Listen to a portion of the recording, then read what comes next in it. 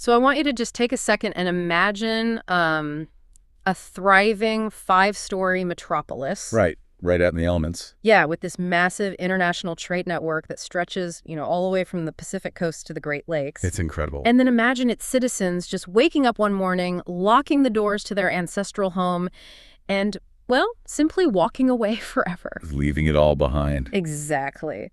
That is the story of Pecos Pueblo. Welcome to the Deep Dive. Today we're exploring this really epic saga of survival, displacement, and honestly one of the most powerful homecomings in American history. Yeah, it really is. Our mission today is to look at Pecos not just as like an ancient ruin made of adobe and sandstone, but as a living, breathing culture that survived against completely impossible odds. And we're pulling from a really remarkable tapestry of historical records to do this deep dive today. We're integrating official National Park Service data, academic perspectives from the archaeological journal El Palacio, and most importantly, The actual tribal history, right? Yeah. Exactly. The history maintained directly by the Pueblo of Jemez, who are the living descendants of the Pecos people. I mean, it completely shatters that standard textbook narrative of what an abandoned settlement actually is. because it really forces us to ask this central question, like, how does a culture survive when the very physical geography that made it rich and powerful also makes it a perpetual target? Right. And to really get that, I want you to picture yourself standing at a high mountain pass in the New Mexico Glorieta Pass. Okay, I'm picturing it. So the jagged Sangre de Cristo Mountains are right at your back. And spilling out in front of you are these vast, endless plains. Wow. You are standing on thousands of years of layered human history, right at this natural geographic funnel. And to understand the Pecos people, you really have to understand how they weaponized, for lack of a better word, that specific landscape. Yeah, and I want to jump straight into the peak of the civilization because the scale we're talking about is just staggering. Oh, absolutely. I mean, by 1450, we aren't looking at, scattered little villages. We're looking at a massive consolidated settlement on a narrow rocky ridge.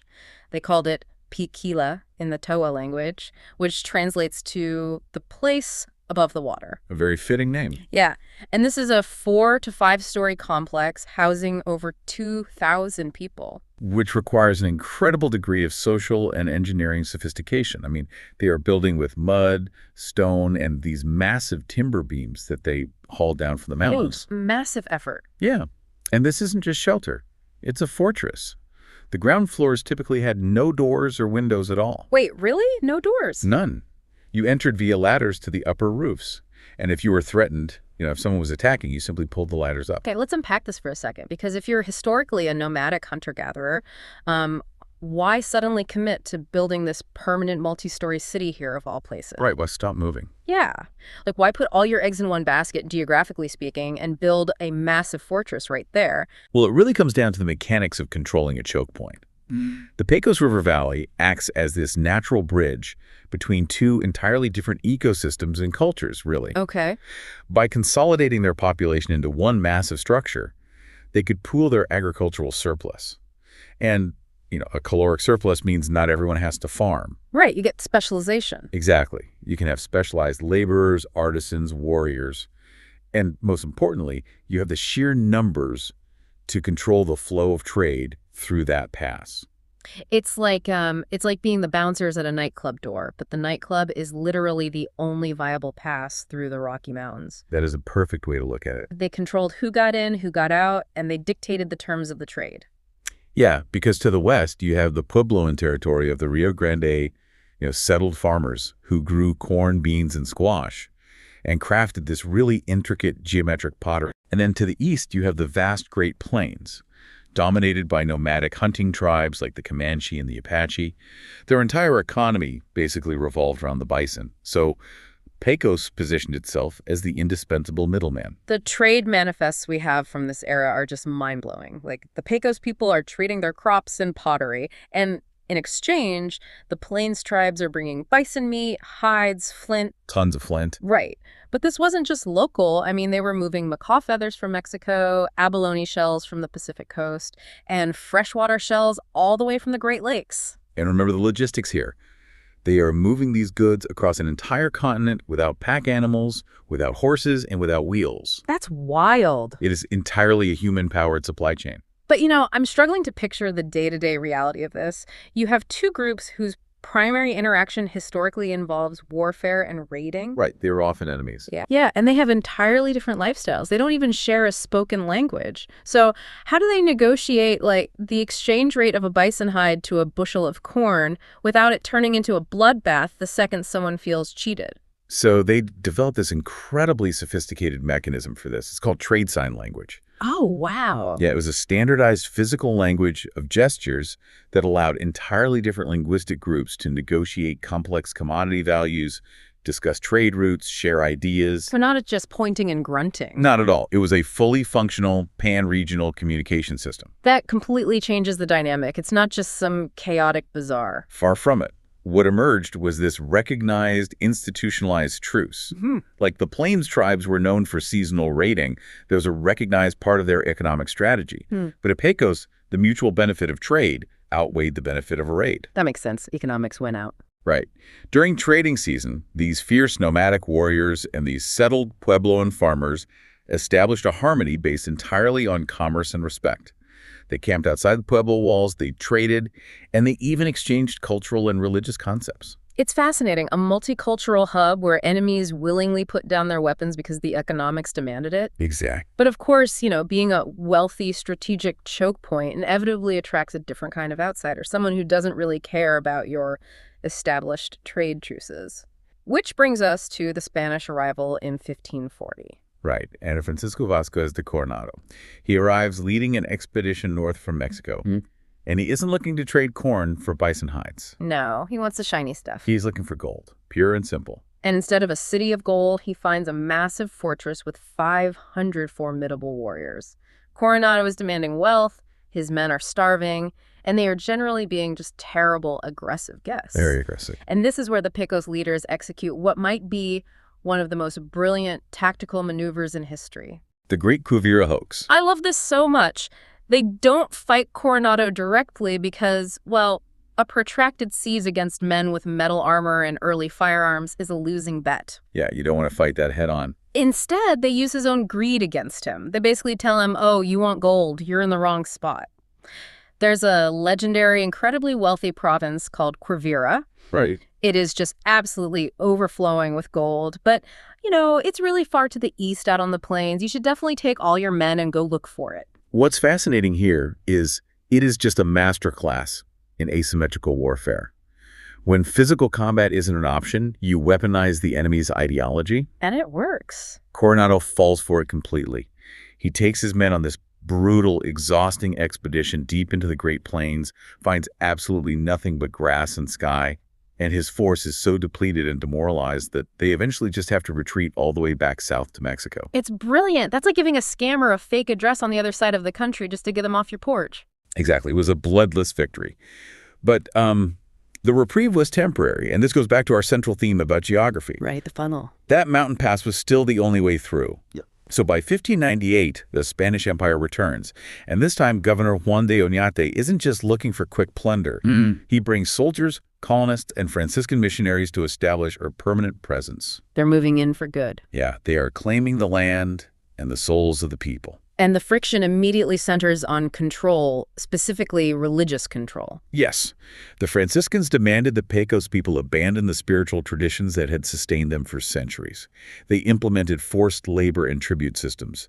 And by 1620, the Spanish oversaw the construction of this massive, towering Catholic church right near the South Pueblo. Just looming over them. Exactly. It was an unmistakable visual symbol of European dominance, literally dominating the skyline. But the Pecos people did not quietly submit to this. The architectural response they had is just incredible.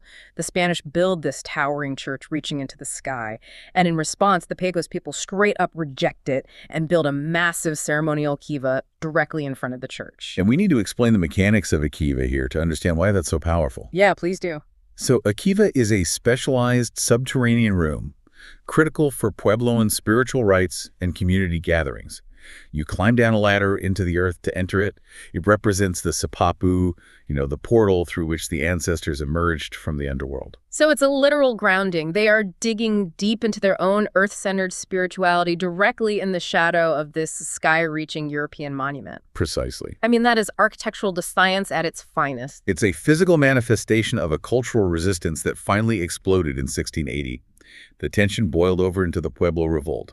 Pecos joined forces with nearly 30 other pueblos in a highly coordinated, simultaneous uprising. Just a massive rebellion. Yeah. They burned the mission church, physically reduced its adobe walls back into the earth, and successfully pushed the Spanish completely out of New Mexico. A monumental victory.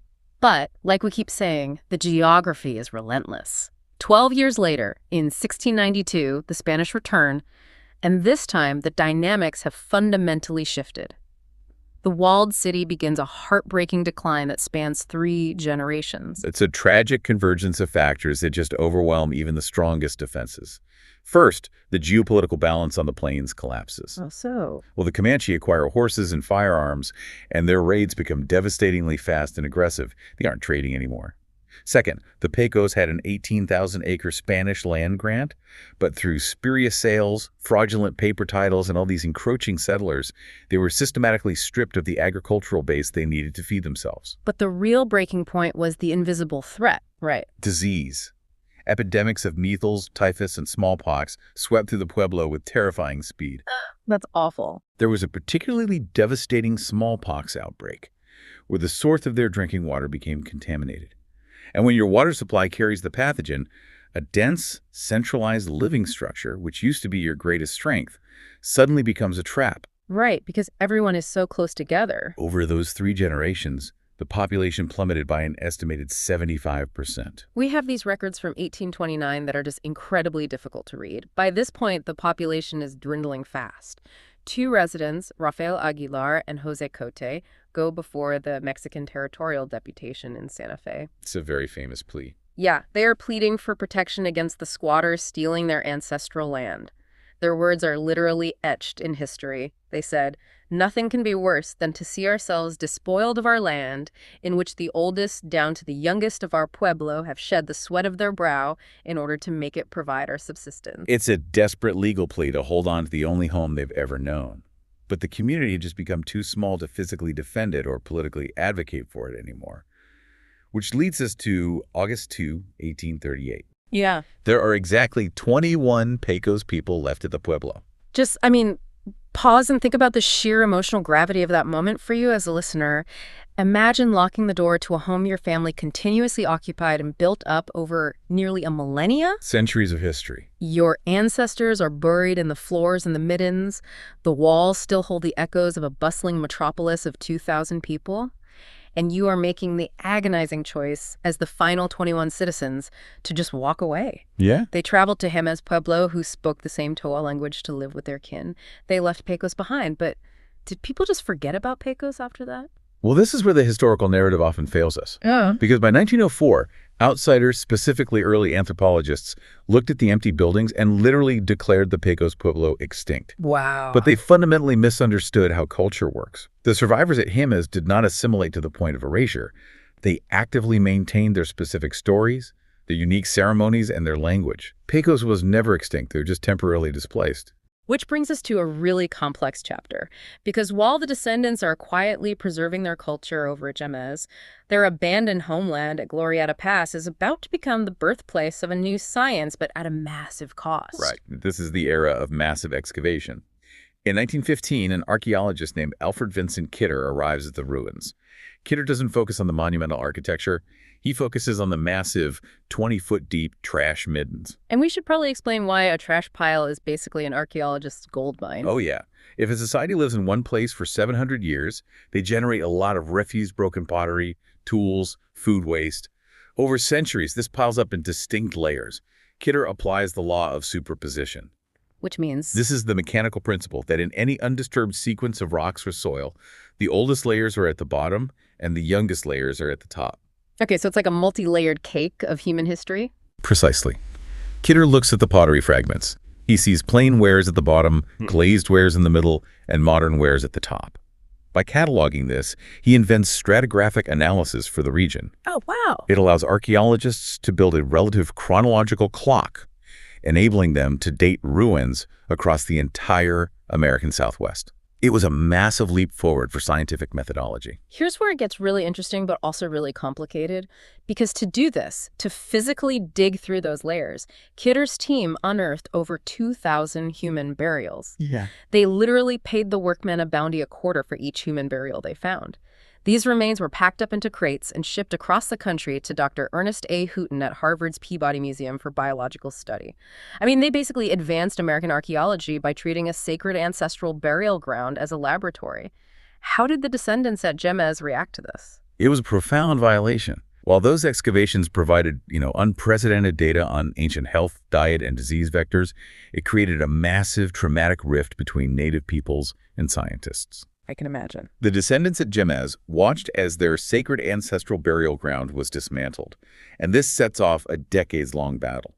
The Jemez people had to fight the federal government just to be recognized as the rightful descendants of Pecos. Unbelievable. And they spent decades fighting institutions to reclaim their stolen ancestors. But here's where we hit one of the most fascinating paradoxes in this entire story.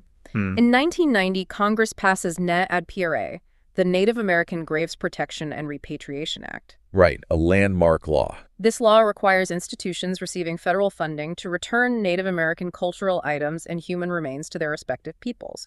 But to do that, a tribe has to legally prove an unbroken cultural affiliation and lineage to the remains. I see where this is going. Yes, the Jemez people had their meticulous oral histories, which were powerful, but in a Western legal framework, they needed empirical data. Yeah. And the exact, undeniable scientific proof of that unbroken chronological timeline.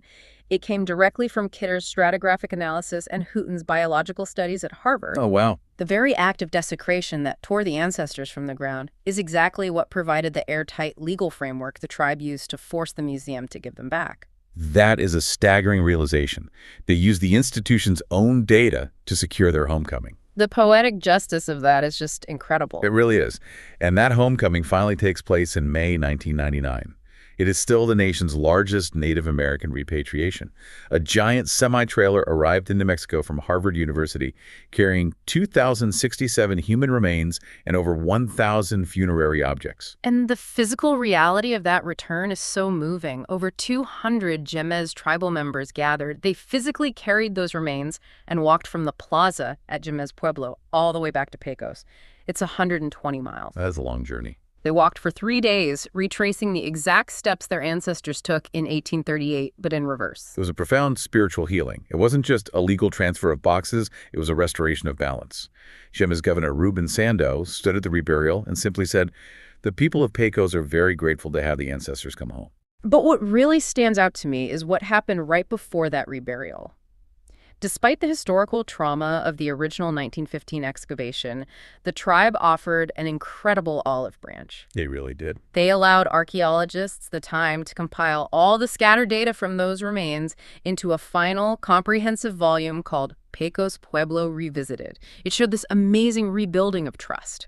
Yeah, they recognized the scientific value of the history and honored their ancestors. But this time, it was done entirely on their terms, with their explicit permission.